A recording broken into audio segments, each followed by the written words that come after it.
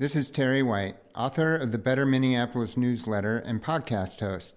I'd like to invite you to become a paid subscriber. You'll gain access to the archive, exclusive live chats, and happy hours. Most importantly, you'll be supporting this reader-supported effort to bring news and commentary focused on Minneapolis to a broader audience. Thank you for listening to today's interview. I'm here today with DeShanneon Grimes, who's entered into the race for City Council Ward 10. Hello. Hi. So you're a new candidate. I don't know that a lot of people are familiar with you, so I'd love to hear more about just your background. Obviously, you maybe start by you live in Ward 10, I'm assuming, and how long you've been there, what you do, sort of just giving people a general overview of who you are. Sure. Well, again, my name is Shannon Grimes. Everyone just calls me Shannon. And I've been in Minneapolis now since 2003, so about 24 years. I moved here from Milwaukee, Wisconsin, where I was born and raised. And I moved here because I'm transferred for a job. I used to work for Saks Fifth Avenue, and I got transferred to the one downtown in Minneapolis here. And I just fell in love with the city. So like I said, I've been here for 25 years, resident of Uptown, always lived in Uptown as a renter. Currently, right now, what I'm doing, I'm a realtor, and my office is in Uptown at Keller Williams, Uptown Lakes. And that's pretty much, and I also, I'm a big advocate of dogs, so I do a lot of fostering and rescuing dogs as well. So yeah, that's pretty much who I am and where I'm from. And so yeah. So that's funny, the big new Keller Williams building, is that? No, we're in the Mosaic buildings, which actually, to be honest with you guys, one of the reasons that I started running for City Council is because a lot of businesses are leaving Uptown, including us, Keller Williams. We're going over to the West Loop. So that's where we're located. The one right above where the old, if you're familiar with Uptown, the old Bar Louie, the Mosaic, had the WeHo was there for a little bit, and those two silver buildings in Uptown. So that's where we're located. So yeah. Well, it's a little off topic, but how come they're moving to West Loop? Just for the main other reason everyone else is moving out, that just the rent is too expensive there and things like that. So we just found a better place to house all our realtors over in the West Loop. So yes. Okay. And how is the real estate market in Minneapolis right now? It has its ups and downs. I mean, for myself personally, I'm doing okay. I can be doing better, obviously, but a lot of people are renting now versus buying a house. So it makes for a little bit of change and scenery and change of where you have to do things and find clients and such. But it's okay. It's not the best. I mean, we all know that Minneapolis real estate always is like a reciprocal. It goes up and down, up and down. So right now, I think we're in the down part, but with some upside to it as well. So yeah, it just depends on who you are. So yeah. And do you sell commercial or houses or just houses? Okay. Well, great. So been here 25 years. Yes. What made you jump into this particular race? I guess I should ask, have you ever ran for anything before? I have not. What brought me to run this time around, I can go back a little bit. Maybe about 10 or 12 years ago, a restaurant owner approached me. He used to own a More Victoria, and he approached me and asked if I should. He's like, Shannon, you should probably run for City Council. I'm thinking like, well, I wasn't ready to run for City Council back then because I just moved to Minneapolis. Only been here like maybe 6 or 7 years ago. I don't think I know enough about the area or the city itself to do something that drastic. And he's like, well, everyone's going to support you because everyone knows you in Uptown. I go, yeah, that's true, but I still like to make sure I'm informed before I just put my name on the ballot. So fast forward to now, I decided to put my name on the ballot because I just figure I just feel like Uptown's being left behind, or the word change is being left behind a little bit. Like I said, been there for so long, I've seen the ups and downs of where I lived. And it's just, right now, it's just like, I just don't feel like anyone is doing anything to save Uptown. Like, I talked to, when I was deciding to run, I walked around to a lot of businesses and things like that in Uptown, and trying to get there. That's my little red book here of all the owners I spoke to, and trying to get their idea of what they're looking for in a candidate and things like that. And I got some really good feedback, and I go, well, this is probably about the time now, because I feel, because I'm passionate about where I live. I love where I live. You can probably hear it in my voice a little bit. I'm very, and I walk around Uptown every single day because I have 2 dogs, and I see a lot of things that a lot of people don't see. A lot of people close their eyes to some of the things that you see, and I go, it's about time that someone speaks up for us, because I don't think anyone's doing that. It seems like I feel like we're getting pushed out instead of like let in, and so I just want to see if I can make a change, and my thought is that if I win, great, and I have a lot of great ideas that I can maybe try to reclaim Uptown. I'm not trying to get Uptown back to where it was when I first moved here, but I want to get it back to that being attractive to other, attractive and a vibrant area like it used to be. And I think, and I know the potential is there for it, because there's some long timers that have been in the area for so long, and they too, they say, Shan, we want Uptown to be not back where it was, but we want our shops back. We want our retail. We want our live music back. We want all our restaurants that we used to have. We want to be able to walk out our door and actually go somewhere where we don't have to get in our car. Because right now, like for myself, I love being outside. And I used to always, I remember when I first moved here, what attracted me to Uptown was I was able to walk out my front door. I lived on 30th and Bryant at the time, and I can walk down the street and I'm at either a restaurant, I can go buy shoes, I can buy a dress, I can do it all in Uptown. And now, if I want to do those same things, I have to literally get in my car and go to 50th and France, or I have to go over to the West Loop or Washington Avenue to do all those things that I used to do in my own community. So that's one of the reasons I decided to run too, because I want Uptown to have a voice, and I think I'd be a good voice for Uptown because I care, and I actually live there, I work there. So yeah, those are some of the reasons, yeah. So what are the reasons, do you think, for the fact that so many businesses have left Uptown? What's changed? I mean, all those things you used to be able to do before, what do you ascribe to why it's so different? I believe that everyone want to say, it's because of COVID or George Floyd, and those are some of the catalysts that started some of this change and shift in Uptown. But I think it started before that too. You started those things were changing, like a lot of owners I spoke to, they said, if they didn't own the building, their rents were just going up higher and higher, and it's just hard for them to make ends meet. Like for one example, I'm not going to name who the business owner or what she owns. She was saying she had a really great food program, but she had to cut that now back because her rent is a little bit too high. She had to pay all these other fees just to get certain things done in her business, and no one's offer her any kind of incentives to stay either, or another retailer was telling me too that, there used to be, people used to walk up and down Lake Street all the time and go shopping and stuff like that. And now she said when I walked in there, she goes, "You're the first customer in 3 days." And I go, and it just kind of broke my heart because, and her and I started talking. We probably talked like 40 minutes, and she was saying the same thing. She goes, "We're on the verge of closing because we can't. They have another shop in another part of town too, Edina." And she's like, "We just can't keep paying this high rent, and we're not having traffic coming to our store, no matter what we do."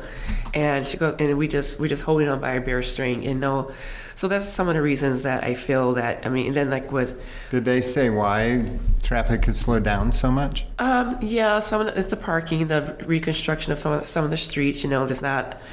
Parking is difficult in Uptown, as you know, especially around like Lynn Lake or Hennepin Avenue. It don't exist, basically. It doesn't exist. So a lot of business owners I did speak to, they go, it kind of, although Uptown is walkable, but Uptown is also a place where people do drive. I drive a car. A lot of my friends drive cars. And we do like to take our car with us and park it and run into, for instance, a Betty B's or a Red Cow. But now we just can't do it. It's not easy anymore. It's almost like the parking reconstruction, everything they did to our streets in Uptown has made it difficult for not only the businesses to operate, it's also made it difficult for residents to get around. It's confusing. If you're coming into the area, say from one of the suburbs, and you want to go to Red Cow, you can't really go there. Unless you're on that side of the street, you had to go up and go around because whoever made the medium in the middle of the street made it for you can't turn into the Walgreens or the Red Cow or the Chipotle. I'm like, so things like that. It's just like, I think we just need a more say. Like businesses should have had more of a say in what went on in that street, and then we just losing so much too. Like it's like, I put it like, how do I put it? I feel like they're pushing they're not making it easy for businesses to stay. They're making it easy for business to leave. Yeah, I mean, it seems like oftentimes businesses and their needs are sort of an afterthought. Yes, for sure. Of city planning. Mm-hmm. So what would you say are the top 3 issues of your campaign? My top 3 is, again, businesses, keeping businesses in Uptown, the ones that are there, bring new businesses into Uptown and give them some incentives to open in Uptown. For instance, I want to open a dog daycare / rescue because that's my passion. But for me, I find it very hard to find. I can find the space, but then when I get the space that I want, I have to look at the rent, and I'm like, wow, that's kind of a lot, And I go to our neighboring town, Edina, and find the same kind of building, same square footage for half the price. I'm like, okay, and I don't want to open my business in Edina or Minnetonka. I want to open my business right where I live. I want to walk to work, So in a situation like that, though, what role does the city have in helping? I mean, there's our programs out there to help small business owners out there, but sometimes when I do talk to people who want to own a business, they don't really know what's out there available for them. And I think Minneapolis in general should just do a better job of letting entrepreneurs know what's out there without having to go. Like for myself, I have to go search down programs to see where I can get a business loan from. And it's like it should be easier for us to be able to open up a business, and so things like that. And I just want my main 3 things for Uptown is just to revive our reach, our core. I want to, like I said, we have room now because we have 2 vacant buildings in Uptown. The Mosaic, they're in bankruptcy right now, or foreclosure, I should say. And there's 2 empty buildings. We can bring in a hotel that can be a hotel space, because we do have some music venues left, like 2 main music venues. So as people have concerts there at the Uptown Theater, where are all those people staying? They're staying downtown and spending their money downtown because there's nowhere for them to go in Uptown besides the concert. When the concert's over, it lets out from seeing Jason Aldean, whoever might be playing. All those people in that concert hall, they have no option but to go to McDonald's for dinner in Uptown, or they have to walk way down to Morrissey's, which is fine, but there should be more for them to do. There should be a place for them to stay in Uptown, and parking for all those people that come to those concerts. Where will they park? Mm-hmm. I guess they can park in a Calhoun Square parking lot structure, but that fills up, and then where the rest of them going to park? And so it's so funny. You look on their website, it states parking is limited, but you can park in the neighborhoods. And so if I'm going to a concert, I don't want to walk 3 blocks, So it's things like that it's so difficult uptown. So that's one of my main things. Is I know parking is an issue. So and whatever I can do to try to relieve it, because there's no reason for parking. Like for instance, if I want to park in Calhoun Square, I have to pay to park. Because now I have to pay to park there, and I go do what I have to do in Uptown, and then I have to pay that consumer or that business as well. So there's things that we can do to alleviate some of the problems in Uptown, like the parking structure, for instance. Now we have an abandoned building now, the YWCA. It's closed. Okay, well, we can use that for something. There's things that we can use because we got a lot of abandoned buildings in Uptown. So there's a lot of things that we can use to make living Uptown a little bit better for business. Well, the YWCA is slated to become sort of this training facility for unions and young people, things of that nature. Have you read about that at all? I did. So at least they're making a use out of the buildings. That's going to be standing there empty. But again, well, we'll see. I mean, they have to get all their funding together and for sure reconstruct the building, and I'll believe it when I see it when it's up and operational. and that's the thing. When businesses come and they have the plans for Uptown or whatever it might be, it's always like, oh, okay, we'll just wait and see what happens with this. Or so how long is that building going to be sitting there empty? And we all know that abandoned buildings brings what? Crime, and you walk down, Hennepin County is beautiful. Hennepin Avenue is a beautiful street, but there's a lot of abandoned buildings on Hennepin County. A lot of storefronts are just empty, and some have been empty for not years, And I go, why? And I thought to myself, why can't we get buildings or businesses back in these buildings, like the Rainbow Building, for example? It's been empty. The Victoria's Secret Building's been empty for almost 15 years, I believe, on that corner. And I was like, why is this a thing? And so I just want, like I said, that's one of my like I said, retail core is one of the things I'm really pushing for, is just bringing like more things, bringing retail back, bringing restaurants, and support all the entrepreneurs that do want to open up a business. Give them initiative, help them with build out, or give them some kind of special financing that they can do in that, and give them like something that make them stay for 2 years. Because usually if they open up a business, if it don't work in the first 6 months or a year, they leave. Well, give them something to make them stay for 2 years or 3 years. Just give it a chance, and so things like that. And I figured, just work together with people. I figured we all can come up with a plan to bring businesses back into Uptown, either because I have a retail background, so I can reach out to I still know people in the industry, and I can reach out to those people and say, hey, give Uptown a shot, give it a chance, because you were here once before, so why can't you come back? But then again, we have to solve a lot of other problems too that we have in Uptown: homelessness, drug abuse. We have to solve those problems too, because one business owner is like, yeah, it's really hard for me to have my door open during the day because I'm afraid who's going to walk in the door, and I go, and she shouldn't have to feel like that, So how does, the city council, or how do you see your role in helping to improve that situation? And the mayor has gotten into, is often criticized for how he's handling it. What would be your program for dealing with that? And you're right. Mayor Frey has been criticized for the way he handled the homeless problem in Uptown and all over, basically. For me, I think it's the drug problem in Uptown is not. It's just not a them problem. It's a us problem.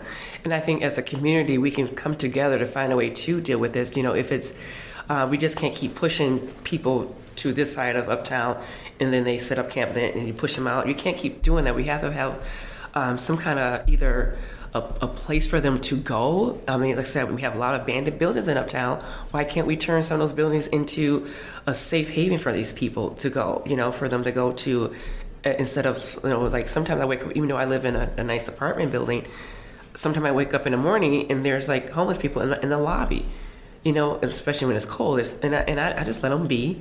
They're not bugging me, so I just let them be.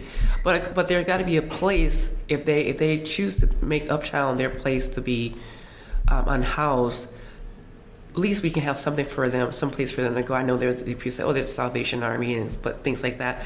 But they don't have transportation, so how are they going to get there? So why can't we have something, some kind of building, a place where they can go and they can be safe, because there's women and children out there too, on the street. So there's got to be a place for them to go. Like a neighbor of mine, she lives a couple blocks down from me. She said she woke up one morning and there was a whole family behind her garage, just camped out there, like a mom and dad and a couple kids. And that's where and then someone called the cops on them. She's like, why did you call the cops on them? They're just unhoused. They don't need to have the police involved in what's already a tragic story, And so there's got to be some way. And I'm open to a lot of business people in Uptown do have ideals, and so I would if I did win Ward 10, I want to make sure I listen to what the residents in Uptown has to say and how they feel before I just start implementing programs and things like that. But for me personally, I just believe there's got to be something that we can do, be it use all those for instance, here we go again, the Victoria's Secret building, the old Gap. That can be used for something. That can be used and it can create jobs, number one. It can create volunteer opportunities for a lot of people. And then again, it can be a safe place. So, yeah. So I think maybe I threw you off track, but I heard a couple of top priorities. One was, I think, you would incentivize bringing businesses back to Uptown. The next priority, it sounded like, was maybe addressing homelessness and drug use in the area. Correct. Yeah. And then Is there a third one? Oh, there's a lot. What's the third one? The third one too is just again fair rent and taxes for people in Uptown too. For me personally, I just think I've been here for 20-something years, and rent has increased drastically in the years that I've been here. For myself personally, my rent is $2,000 a month for a 1-bedroom apartment, and there's all these other. By the time I write my check every month, I'm giving my landlord like $2,200. Because there's so many there's parking I have to pay for, which is $150. Like why is my parking $150 when I'm already giving you rent money? And they can charge that because they know there's no parking on the street. They know that. They know that I'm not gonna go park 3 blocks down from my apartment and walk home with my grocery. They know that at night, so they can charge me $150 for rent. Monthly, and that adds up. So one thing is just like fair rent echoes. If St. Paul can have a rent stabilization program, we can too. We have to, because and then our rent have to match our amenities. Like for instance, if I'm paying you $2,000, there should be something for me to do in that neighborhood for me to do. It's just not matching. The rent is not matching. Even the taxes in Uptown are just not matching the amenities anymore. It's not matching the economic realities of what's going on in Uptown right now. I just don't. Is your landlord aware that homeless people are sometimes staying in the lobby? They're aware. I mean, we call security. Some people call security, and some people just let them be, especially if it's cold outside. They're not bothering me, So right. and I just go out and say, "Hey, are you guys okay?" I go, you can't be in here. If I do interact with them, but it's below zero. So I'm like, they need refuge, It's like, it breaks my heart, but but then I got to think to myself, okay, this is not safe, for anyone who's walking the building, But so a lot of people are opposed to rent stabilization. I think Omar Fateh supports it. Are you aware of some of the reasons people are opposed to rent stabilization? For me, I'm not opposed to it. I believe in it. Because I think it's just for someone who's not. No, I don't understand. If you're opposed to rent stabilization, then maybe you're a landlord and you don't want to have that cap on you. Maybe that could be a reason, or maybe if they dislike it for some reason, maybe because they feel that somehow they've been disadvantaged, or I don't really understand how anyone would not want rent to be stabilized in a populated area. I don't understand that, and I did have people say to me like, well, if you stabilize rent, Shannon, that means this kind of person's going to move in, or the rent's going to be so low that you're going to attract different kind of people.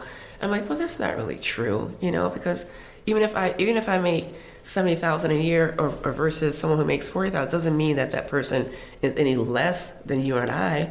It doesn't make any sense to me. Rent stabilization helps everyone, because if I'm bringing home $100,000 a year, that doesn't mean I should pay $3,000 in rent either. And so it should I think it should just be fair rent all around. I think it should just be fair all around for landlords. And for renters, it shall be fair. It should be open communication about what's going on in their rents. For again, I go back to my particular issue, and a lot of issues in Uptown. We're paying for apartments in Uptown or duplexes, again, that doesn't match what there is. I have these young kids in my building that moved in. They said to me, "Hey, Shannon, where do you go to hang out or eat or whatever it might be, shop?" And I go, well, I go over here, I go there, or I give them places in Uptown, go out, and I can tell they're not looking for that. They're looking for where all the young kids are. In Uptown, I go, well, you probably go over to the Loop or Washington Avenue or something like that, or give us, of course, I'm going to tell them to go to Uptown first, but that's the reality of it is, and have all these young kids moving in, and they have nothing to do in Uptown anymore. So, and then, like I said, the rent should match the amenities. I'm going to keep saying that because I just think it just has to be fair. If we don't have entertainment, we don't have shopping, right now our grocery store is closed. So now you have to go somewhere else, go to the grocery store. You have all these, not everyone wants to shop at Aldi. Not everyone can afford to shop at Kowalski's or Lund's and Barley. Not everyone can afford those things. So now we have people who don't have cars, they have to figure out how to get to the grocery store, you know? So it's just, so things like that. So yeah, I know I ramble a lot. I'm sorry. So what are you familiar? You know, the 7 Points Mall, what used to be Calhoun Square. There's some proposals, I think, out there being looked at for new apartment development there. Right. Have you seen any of those? Do you have any thoughts on them? Like I said, we do need additional housing in Uptown because like now everyone's renting, you know, so there's, I should say a shortage, but everyone's renting, so we do need housing, but as long as it's hope they plan on opening affordable housing. When I say affordable, people get, oh no, not affordable. But affordable means this housing, we have a lot of luxury buildings in Uptown already. Just build a building that a normal everyday people can afford. You know, they don't have to have a fancy gym and all those kind of good things, but just a really nice place, you know. And I heard that there's a developer did buy that building or proposed to buy that building and turn it into apartments. Okay, that are you going to still have retail on the bottom? What are you going to do to attract retailers in that building? Are you going to just let it sit? Because I know there's a lot of buildings in Uptown that went up and have retail at the bottom, but they're empty. So I'm like, okay, so you built this beautiful building with these houses with these apartments on top of it, but what are you doing at the bottom? How are you attracting people into your building? Well, and then you go and you find out, well, the rent's too high in that to even have a store in that building. So hopefully with that space, if they do turn into apartments, I hope it'd be it would be a positive to our community for sure, because we give more people places to live, but also just hope it's affordable. And I know that's hard because I know Minnesota has so many laws or zoning laws about where apartments can go, you know, and so like, well, hopefully it's just for the good, you know.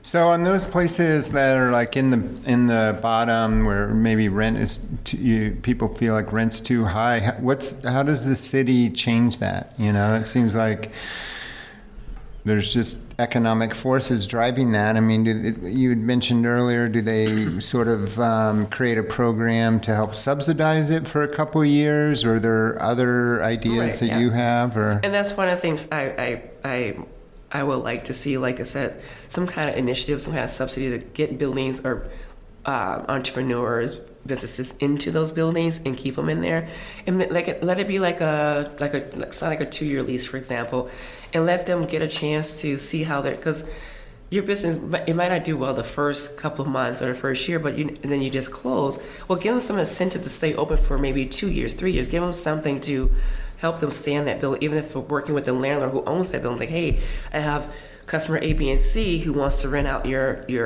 rental property over here in this apartment building or whatever it might be. Can you work with us to help them to make it easier, or can we gonna I don't want to put it. Just give them some kind of incentive, even if it's like help them with like build outs or help them with like special financing. It can be anything. Just there's so many ways that you can get buildings or get people into these empty spaces. But again, the city has to be willing to work with those people also too. I know there's a budget that we have to stay within and things like that, but there's got to be a reason Are you involved in the Uptown Association at all, or familiar with their work?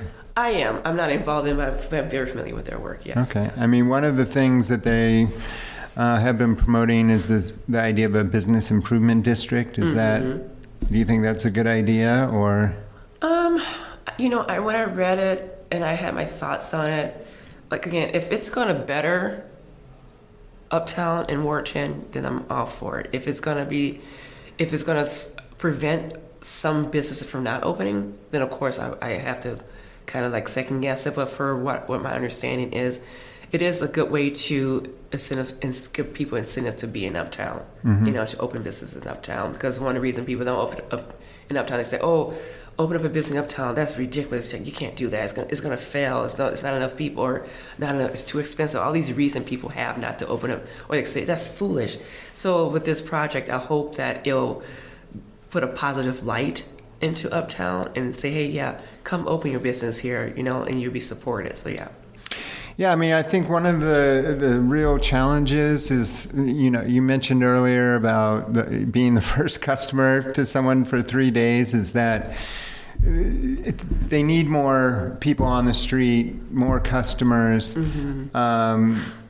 but they need a density and a variety of shops that are going to draw people in, and so it's like, but no one wants to put their shop there unless there's people out shopping, and then, so it's kind of this chicken and egg thing where it's like we need shops in to draw people to come shopping, and vice versa. It's a tough one.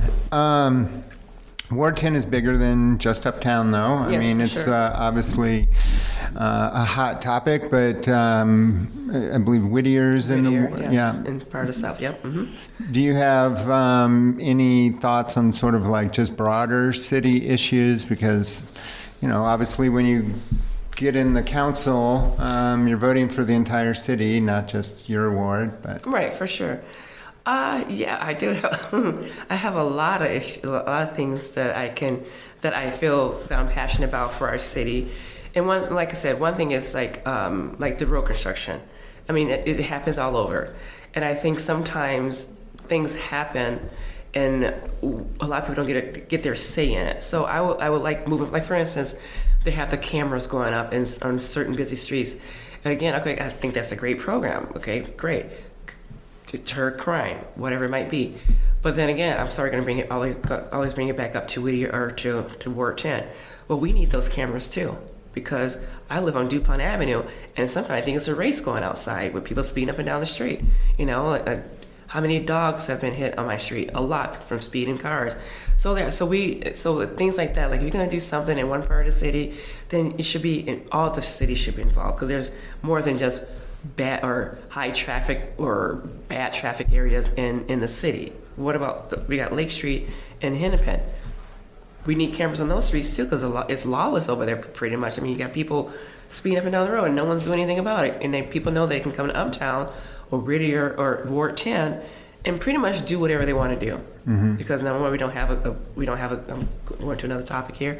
We don't have the police present like we used to have. There was times when I can walk down the street and I knew who the officers were in my neighborhood. I knew them by name. Officer Robinson, Officer Kurt. I knew who they were. Now, if I see a cop, it's very rare, and when people would say, well, if something's going on, I call the cops, but it take too long to come, or they take too long to get there. There's always something. So my thing too, I want to be able to, and I don't believe in defunding the police. I think I don't think that's right, because we need the police to police us, basically. But I also believe that we have to build the community back, the trust with the Minneapolis Police Department. We have to build that trust back up. I think the trust is gone, and a lot of people don't trust it anymore or have faith anymore, or some people feel like they're being attacked all the time or singled out. And I just want to make sure that even for Ward 10, I just want us to be able to work with MPD for we can have their presence. I miss them walking up and down our streets. I miss them on the horseback. I thought they were so cool. Or their bike rides. I miss them. I just miss them, and I just felt like it was safer. I think the whole city in general can use a refresher course on how to interact with each other. Well, some of those things you just said are pretty controversial. A lot of people want to get rid of the horses, right? I think that's been debated for several years. I'm not sure if I haven't gone through the most recent budget. I don't know if there's dollars in there for them, but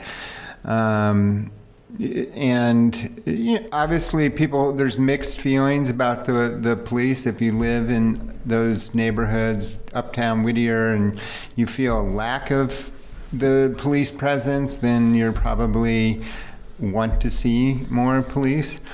A lot of talk happens in the city about alternatives such as behavioral crisis unit and stuff. How do you feel about hiring more police officers versus building out some of the alternatives to police? And that's one of the things my goal is to work with MPD and other prevention groups. That's one of my main topics, and to We all work together basically, and I believe of course I want to have like MPD in my neighborhood, but also I know there's other groups out there that can patrol our streets and keep our streets safe. So I'm totally for that for sure. Have you ever seen any of the like violence prevention groups or out walking around? I mean, that's part of the when they talk about that business improvement district for Uptown, they want to model it on the downtown improvement district where they have groups that are out just being present, kind of. And I have seen those groups before, and then we had them in Uptown for a split second. They're in Uptown for a little bit, and I do see them if I go farther up Lake Street, like toward Target. I do see them out, and I do talk to them. I have talked to them before, and ask, are you guys ever going to come back to Uptown or to Ward 10 or Whittier and things like that? And and that's something that I want. Like I said, again, MPD and groups like that work together and to get that presence. Because we need it, we can use it. I mean, they was here once before, so they can come back. So for sure, and I would love for them to come back. So So you're getting into the race a little bit late, right? Is there any particular... So Aisha and Lydia are your opponents. Sure. What was missing, you think, in their platforms that made you think that there was a space for you to fill? Well, I don't like to talk negative about people, but what I felt, because I did voted for Aisha the first time around, and I just felt from what I felt was was reassured by other businesses that I spoke with. There's just I wouldn't say she gave up. I just feel like she's not available.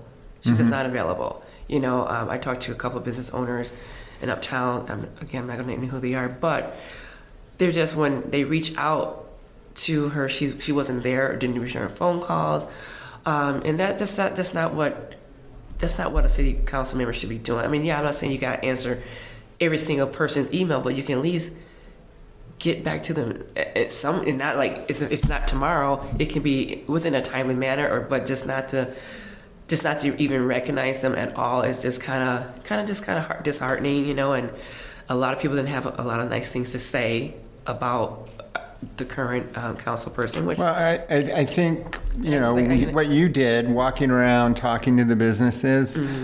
It'd be interesting to hear from them. Like, has Aisha ever done that? Have she ever come in and asked them, what are the obstacles to your success and stuff like that? And I can be honest with you, there's one business owner that's been in business since 1979 in Uptown. She's a lovely lady, and she was really shocked when I walked in.